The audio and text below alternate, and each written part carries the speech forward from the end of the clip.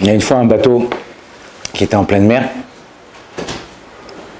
et le bateau il a coulé. Le bateau il a coulé, tous les gens qui étaient dans le bateau ils sont noyés, sauf un. Il a réussi à s'attraper à une planche et doucement il a nagé, il est arrivé dans une île. Mais à sa grande chance, c'était une île de cannibales. Donc quand il est arrivé là-bas, ils l'ont attrapé, ils l'ont attaché. Le chef des cannibales l'a attrapé, il a dit au chef cuistot, tu mets dans le chaudron avec des pommes de terre et des oignons, et tu remis doucement, dans 1 heure je reviens, on va faire un bon repas. 1 heure après, il revient le chef des cannibales, et il voit que le chef, il remue vite. Il dit, mais qu'est-ce que tu fais? Je t'ai dit de remuer doucement. Il dit, ouais, mais il mange toutes les pommes de terre, le mec. Alors, il dit, des fois, le mec, il va mourir. Qu'est-ce que tu manges des pommes de terre? Il dit, même quand tu vois que c'est la fin, que tu n'as plus rien, eh ben, prends ce que tu peux prendre. Dans la vie, c'est la même chose. Des fois, on a l'impression que tout va mal. Il n'y a rien qui va, tout c'est à la panime. Il faut savoir que ce que tu peux prendre, prends. Dire quoi ce que tu peux pas prendre? Pas sur le compte des autres. Mais des fois, tu dis, bon, vas-y, allez, ça y est, j'en ai marre, la vie, rien, tout va pas, non, vas-y, je laisse tout, et tu baisses les bras et tu veux plus rien. Non. Même quand ça va mal, la Gemara nous dit comme ça. Afilu cherev chada munach al savarecha, al titiaesh me'aporanot. Même si tu as un glaive qui est planté sur ton cou, tu as un pistolet aujourd'hui sur la tempe, ne dis pas, purée, c'est mort, je suis mort. Non. Ce que tu peux faire, fais-le. Des fois, ces petits trucs que tu fais, même qui ne te reste pas beaucoup de force, c'est ça qui te sauve de ta situation. On est dans une situation en ce moment qui est un peu stressante. Les gens, ils ont peur, les gens, ils sont inquiets.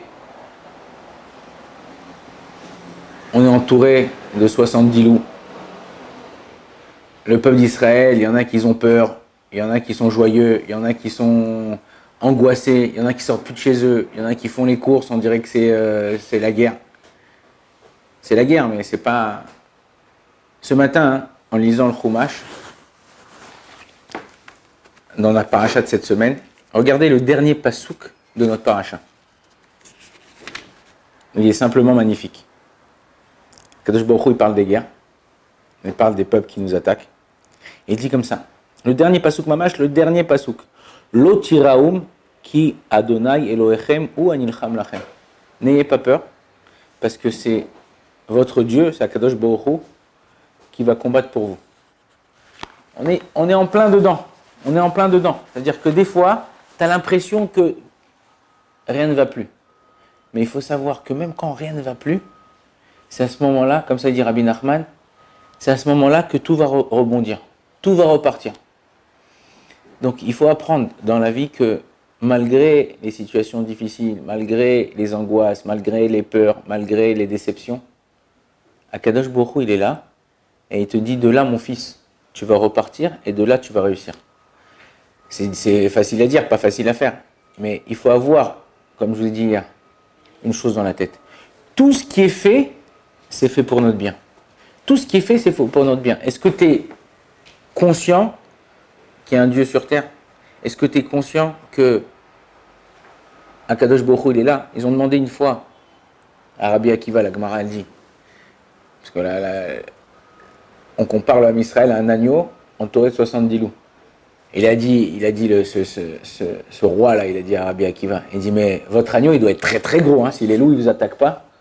Il dit, non, c'est pas que l'agneau, il est très gros, c'est qu'il y a un Dieu qui le protège. Et en vérité, c'est ça. Il faut savoir qu'il y a quelqu'un qui nous protège, il y a quelqu'un qui est avec nous, il y a quelqu'un qui nous suit. On ne le voit pas, on ne le ressent pas des fois. Il suffit de lui parler. Il suffit de l'implorer. Il suffit de lui demander. Le Rav Abodreum, c'est un des Rishonim qui a écrit, sur laquelle est basée toute la halacha. Et il dit comme ça. C'est quoi racheter votre de Tfila? Troufa Pele, les Yehudi Amamin. c'est un médicament extraordinaire ou miraculeux pour tout juif qui croit en Dieu. Ça veut dire qu'en vérité, si toi tu crois en Kadosh Baruch Hu, et tu sais qu'au moment où tu l'appelles, tu l'implores, en vérité il attend que ça. C'est comme un enfant. Il peut être à la maison, il peut être assis en train de regarder la télé, assis en train de manger, et dire papa, maman, s'il te plaît, tu peux me donner le... Rien que d'ouvrir sa bouche comme ça, mignon, Hamoud, qui te demande la chose, qu'est-ce que tu veux mon fils, qu'est-ce que je peux faire pour toi? Il aurait pu être assis là-bas, en silence, rien demander, et puis bon, tu serais passé à droite, à gauche, tu fais ce que tu as à faire à la maison. Bon, tu dis, bon, il est gentil, mais dès qu'il ouvre sa bouche, tu as envie d'exaucer ou de faire ce qu'il te demande. Pourquoi? Parce que ton amour envers ton enfant, il est tellement puissant, tellement grand, que tu es prêt à couper en mille pour pouvoir le satisfaire. C'est exactement la même chose avec Akadosh Baruch Hu, si ce n'est pas 1000 fois plus. Akadosh Baruch Hu, il est prêt pour nous à tout faire. Mais il attend quoi? Juste qu'on ouvre notre bouche. On peut rester là dans notre coin, de rien dire.